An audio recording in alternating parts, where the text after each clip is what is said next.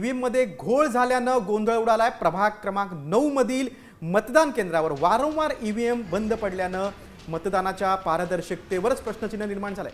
असा आरोप शिंदे सेनेचे उमेदवार सुनील सोनी यांनी केलेला आहे। ईव्हीएम बंद पडल्यानं त्या बदलून नवे ईव्हीएम या ठिकाणी बसवण्यात आले, मात्र त्यानंतरही पुन्हा एक ईव्हीएम मशीन बंद पडल्यामुळे मतदान प्रक्रियेत मोठा गोंधळ निर्माण झाला।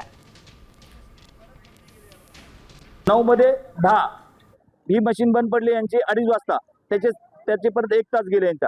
आणि आता तिसरी मशीन बघा 3:54 ला बंद झाली यांची।